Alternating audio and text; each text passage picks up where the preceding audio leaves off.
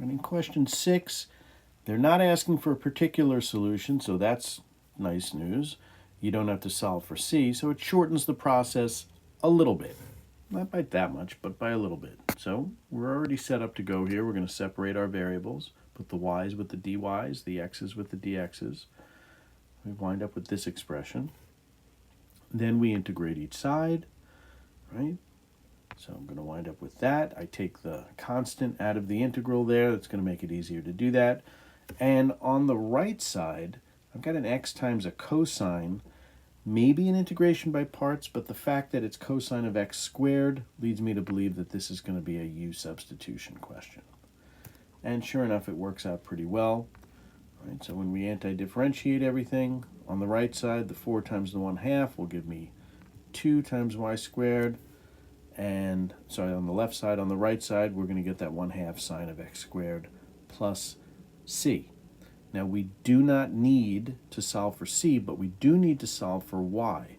So I'm going to multiply both sides of the equation by 1/2 to get rid of the coefficient of 2 in front of the y squared. It's going to leave me with that. And now I need to take the square root of each side. So when you take the square root of y squared, you get a positive and a negative answer.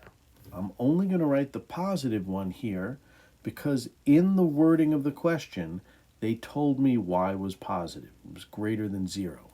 So if I had a negative in front of that radical sign, that couldn't happen. So this is a match, of course, to choice B. And there's our answer for 6. Moving along to question 7. Again, a differential equation, but now we're looking at Euler's method. So Euler's method uses tangent lines to approximate values of a function.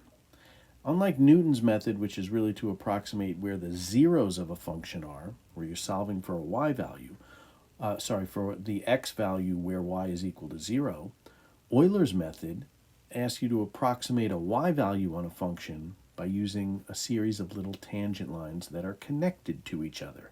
And you just keep adjusting the slope so it's a better match to the actual graph.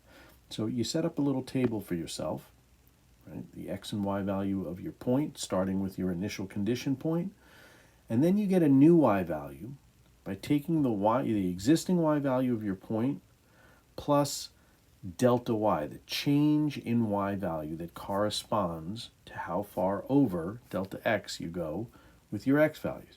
Now, from the point slope form of the equation of a line, delta y is really equal to dy dx times delta x. All right, so you'll see this in practice in just a second, but they gave us the initial condition that f of 2 equals 1. So when x is 2, y is 1. They also said there's a step size of 0.5, and they want to do an approximation for f of 3.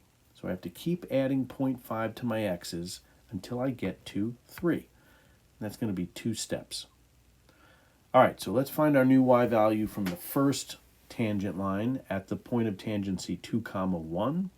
So I'm going to add my y value, which is 1, plus my derivative at the point 2, 1, times delta x, which they told us that's the step size of 0.5. And I'll show you, we're going to substitute in. Now dy dx, they gave us the formula. So when x is 2 and y is 1, you wind up with 2 times 2 or 4. Delta x they gave us, that's the step size, that's 1/2. So half of 4 is 2, 2 plus 1 is 3. And that new y value goes into the second row in the y column. And I repeat the process.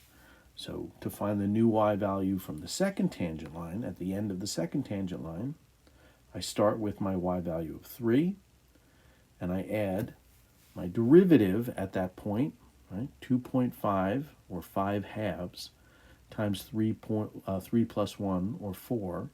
The 2 goes into 4 twice. 5 times 2 is 10. So I wind up with 3 plus 10 times 1/2. That's 3 plus 5, or 8. That goes into my new y spot in the third row. And that gives me f of 3. That gives me the approximation. So f of 3 is approximately equal to 8, and that is choice C. Okay. On to question 8, another Euler's method question.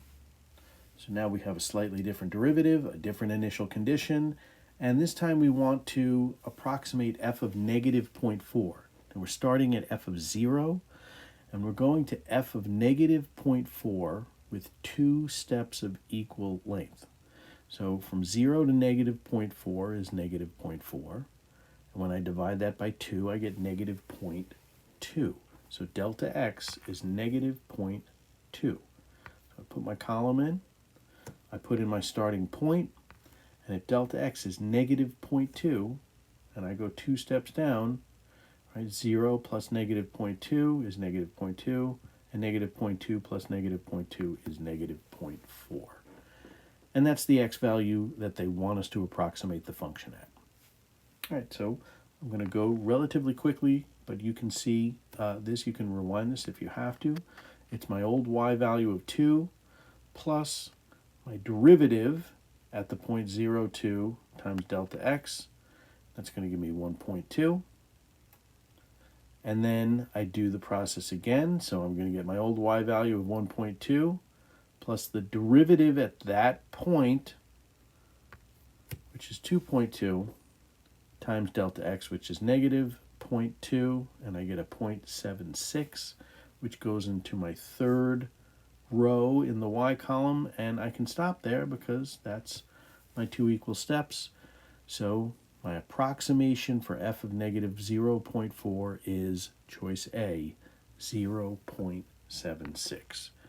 We may see another Euler's method question a little bit later, but for right now, back to a differential equation with an initial condition. This time there's no x in the mix. So, right, separate your variables out. So I'm going to move the y over to the left side by dividing both sides by y. I'll multiply both sides by dx, and I wind up with this. All right, integrate each side. So I hope you can see on the left there, the integral of 1 over y is going to give me natural log of y. And on the right side, I'll get negative 3x plus my constant of integration. Now, if y of 0 is equal to 7, my initial condition, a positive number, then I really don't need the absolute value things anymore. So I'm going to solve for c, but I'm going to get rid of the absolute value after the natural log. I'm using 0 for x and 7 for y. So I get this, which means c is equal to the natural log of 7. That's pretty easy to work with. Right? So far what I have in my solution equation is natural log of y equals negative 3x plus the natural log of 7. I have to solve for y.